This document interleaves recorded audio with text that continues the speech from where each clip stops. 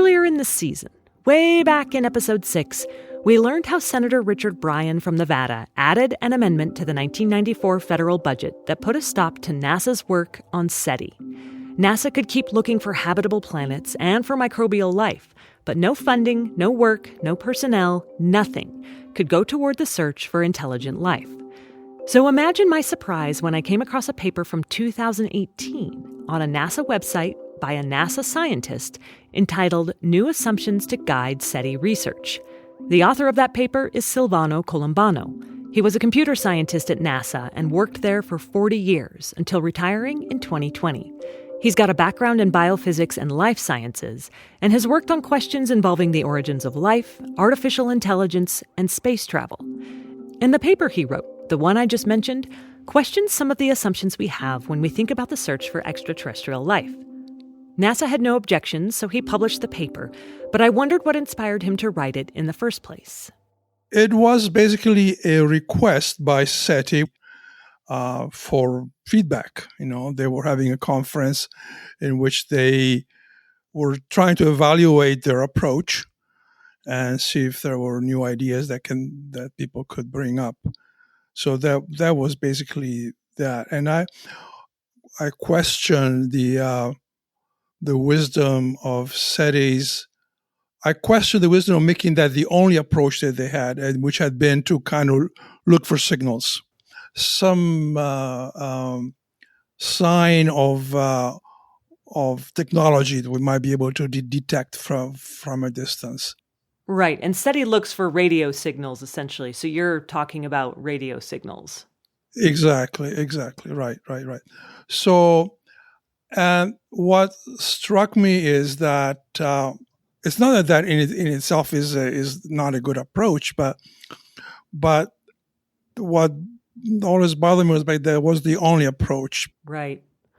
So the motivation really for writing the paper was to try and nudge SETI to expand the search? Yeah, exactly.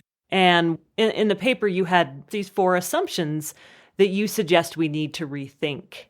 And one of those is this assumption that interstellar travel is impossible. And that's a pretty widely held belief?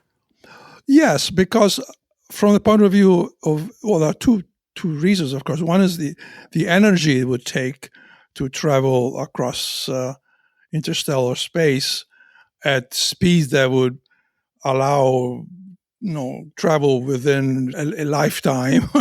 We cannot conceive of that amount of energy being available in a spacecraft at this point.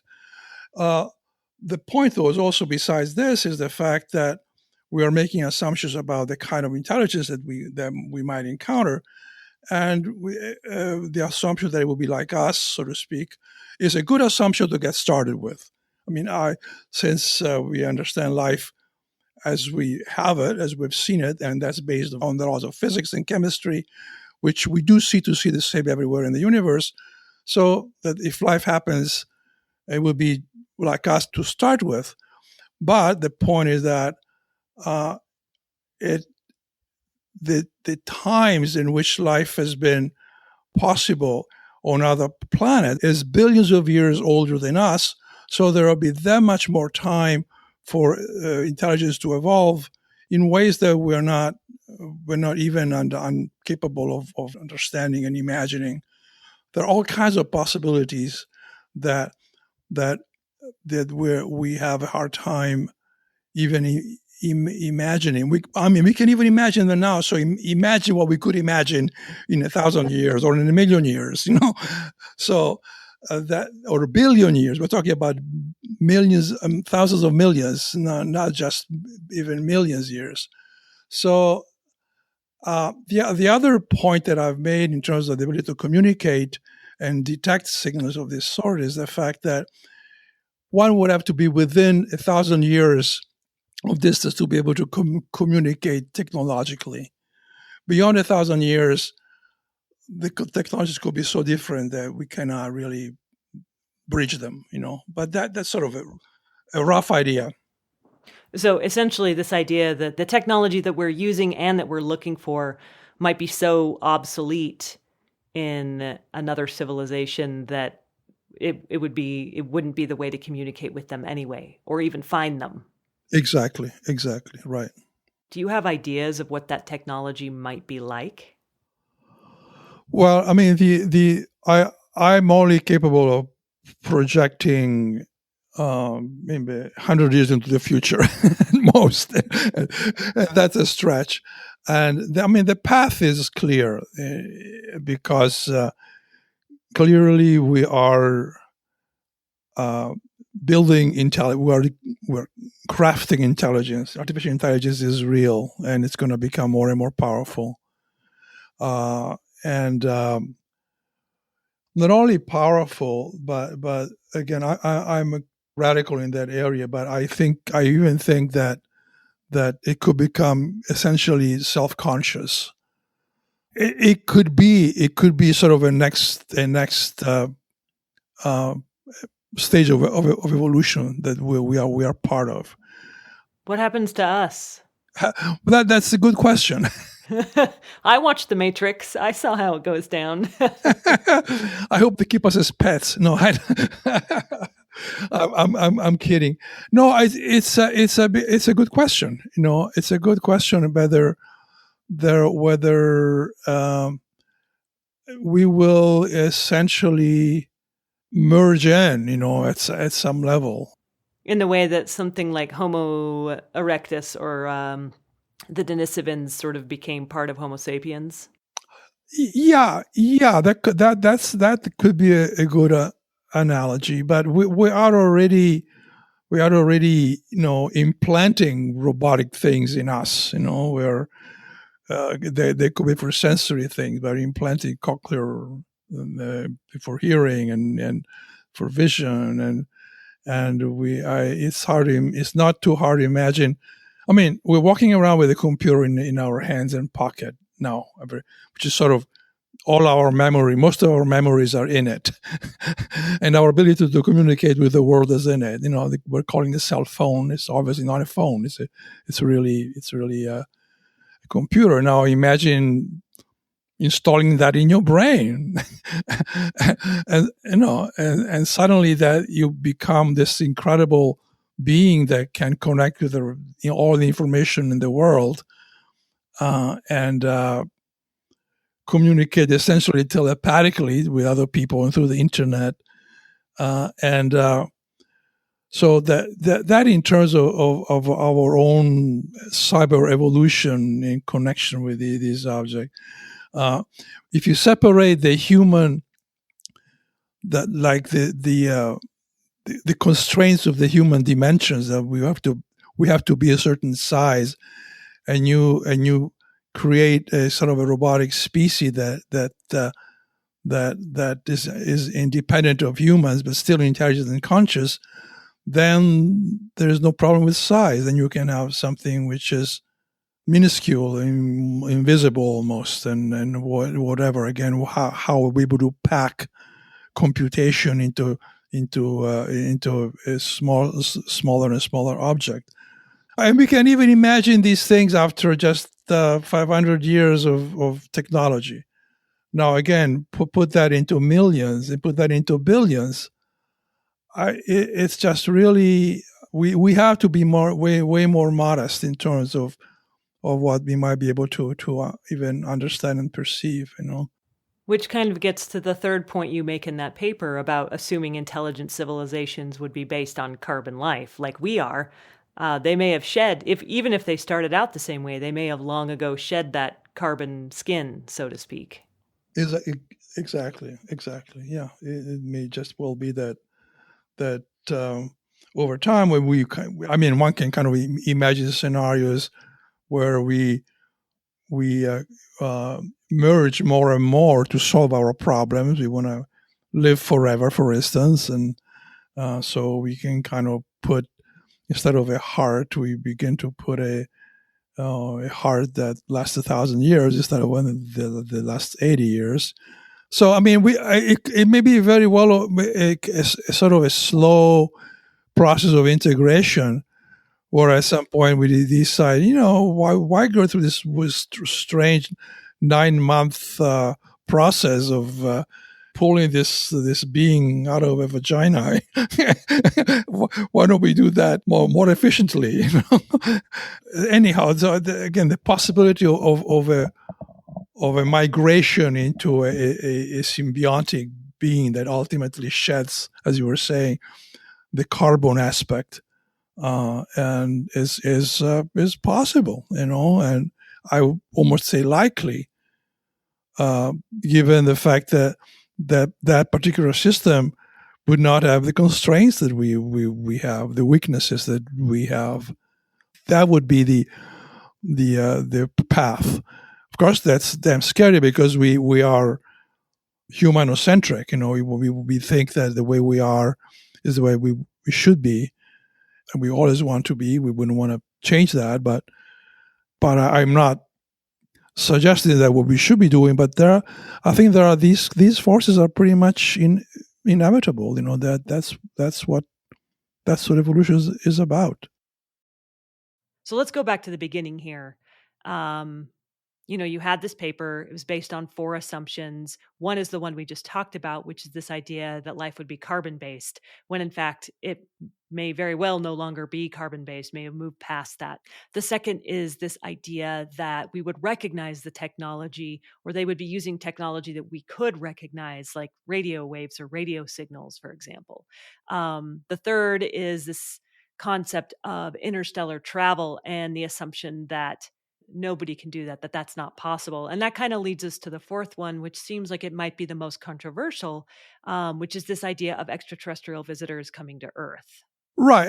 And what struck me is the idea that if we were to see something on distant planets that would be a sign of technology, we would be arguing about whether that's really a sign of technology or whether it's something natural that we're not interpreting well. But they were still thinking of doing that. And here we have these signs that happen a lot around us of events that could be signs of technology that we cannot explain, but we're dismissing it outright as impossible, and not even making it worthy of research. And just like we would be arguing about technology that we see out on distant planets and have the possibility of being wrong, so could we argue about what we see here and potentially be wrong?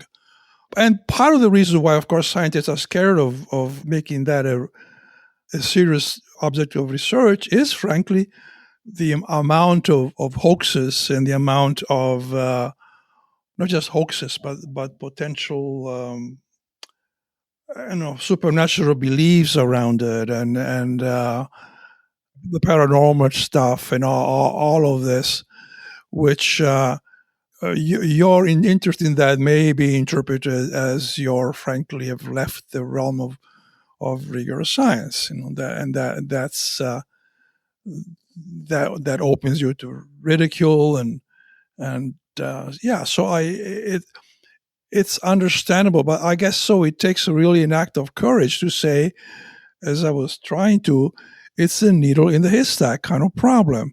The vast majority of these sightings of like this will be illusions, hoaxes, misinterpretations, all kinds of stuff.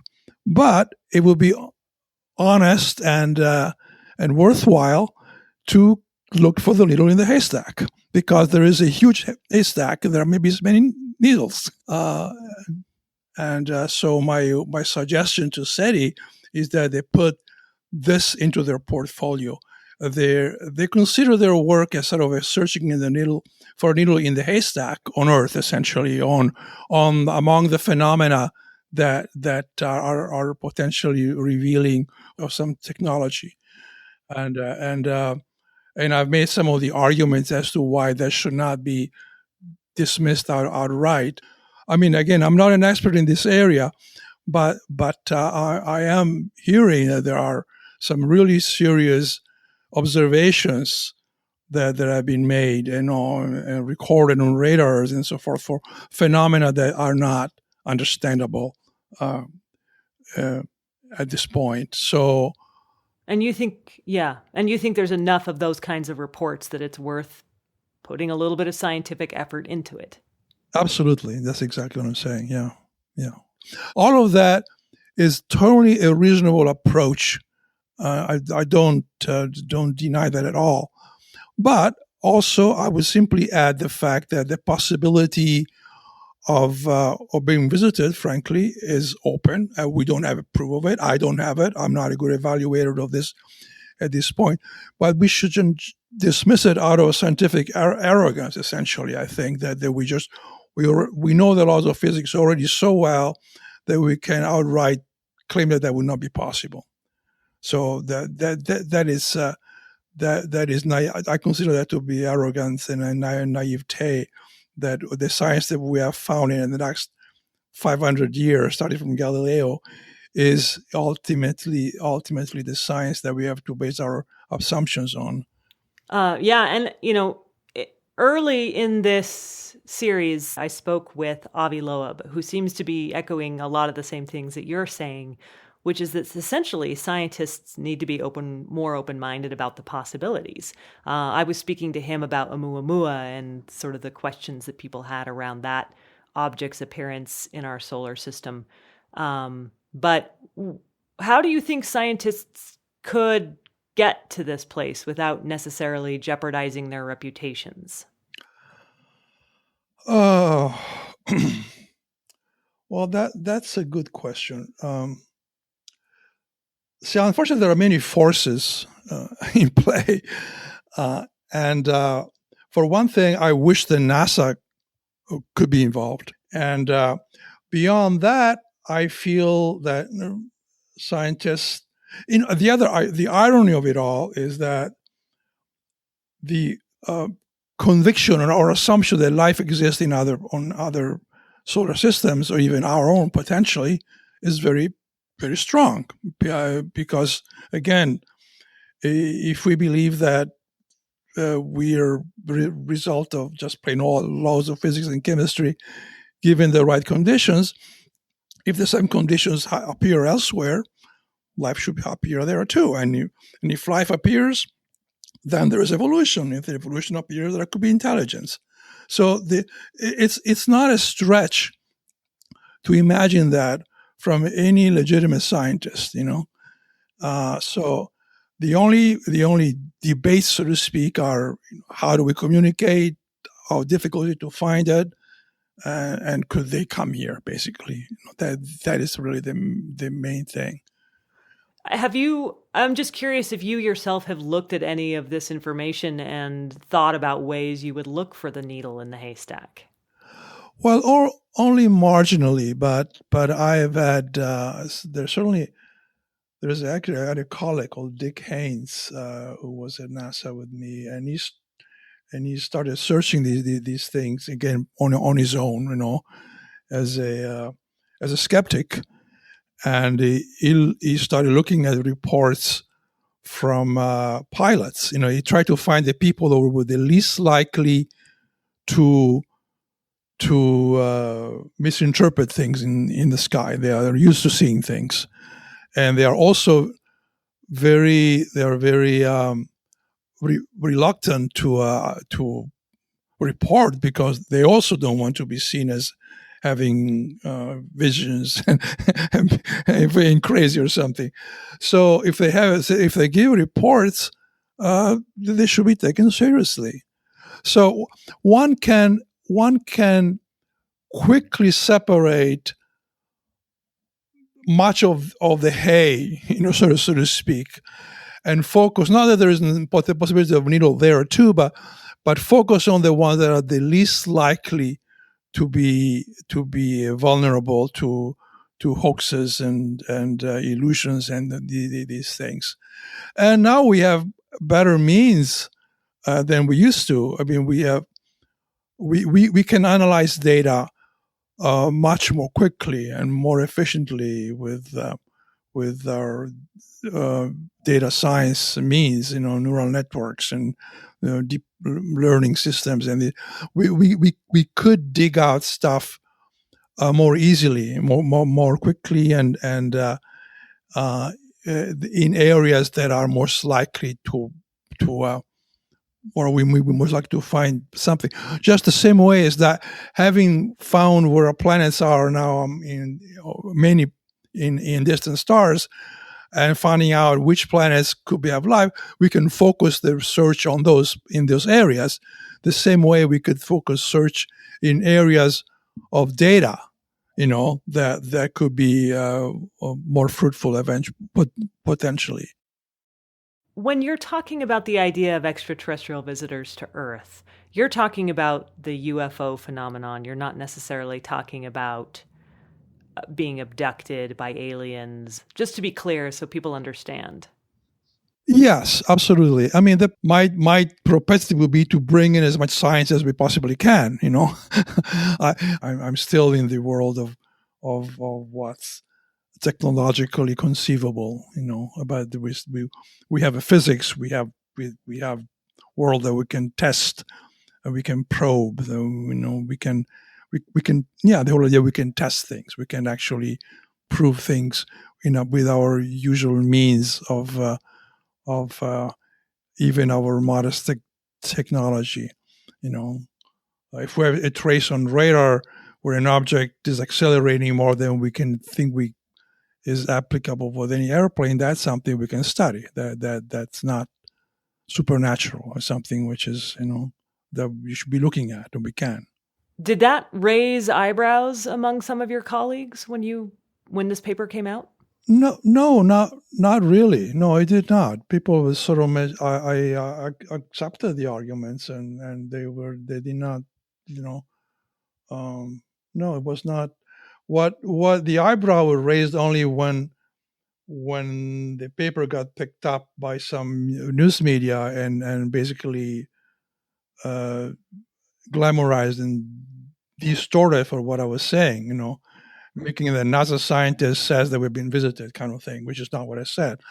So, and that one that became a concern, because again, in some way it became it got picked up, not because people understood the concept, but because I was another scientist saying it. So that became the hook, and and NASA, I think, rightly did not want to be the hook, or be involved in that. And I understand that. Yeah, I know. I understood that. Yeah. Yeah, I do too. They want to be cautious and they want to be scientific and they want to go about it in a methodical fashion. And additionally, it's not part of their mandate currently. So, do you think it will ever become part of their mandate again? Do you think things will change where NASA will be allowed to put scientific resources? They'll be able to put resources into looking for intelligent extraterrestrial life. Well, I want to be optimistic. I think that it may happen in stages. It may well be that it will happen first of all by finding life. If they find life in the solar system, for instance, that will be always a huge step forward. And then that makes it more likely that there will be can find it in other solar systems. That would increase the chances that it becomes more real. Whether NASA itself will be allowed to study the UFO phenomenon, or I'm not sure. I hesitate to make a prediction, but I would say that is if the general consensus grows of technology being present, that it may come up again, or it may well be that some phenomenon will happen which is so obviously technological and so obviously not possible to dismiss, then maybe NASA will be the place to go again. But there has also been the problem of the tendency will be for the military to not to keep those things a secret, essentially, and that is a problem from a science point of view. But they see things differently. They see things about creating panic. They see about potential technology that they may want to study and become include in their bag of tricks, who knows? So they have a different purpose than that of NASA, which is actually discover stuff. I've got just 2 more questions for you. First of all, would you be as excited about finding microbial life as you would be about finding intelligent life? Oh yeah, sure, absolutely. But again, the point is that finding microbial life ultimately is the same thing. just put a million years in between, and you have intelligent life. But what's a few million years here and there? Do you think we'll find something in our lifetime? Yeah. Well, it depends on whose lifetime. Well, I mean, there has been a lot of exciting findings, I feel, lately with, Mars and... Well, I decide I want to live long enough to see a landing on Mars. I'm going to just hang in there for dear life. Maybe before the landing we do find life. That certainly will be very, very, very exciting. That was Silvano Colombano, a former NASA scientist and author of a paper called New Assumptions to Guide SETI Research. I've linked to the paper on the Wild Thing Facebook page, facebook.com/wildthingpod, and on Twitter, @wildthingpod. And if you want to be kept in the loop about what's happening with Wild Thing, you can sign up for our mailing list. Go to wildthingpodcast.com. This podcast is a production of Foxtopus Inc. Our executive producer is Scott Carney. Editing is by Alicia Lipinski, and the score and sound mixing come from Louis Weeks. I'm your host and creator, Laura Krantz.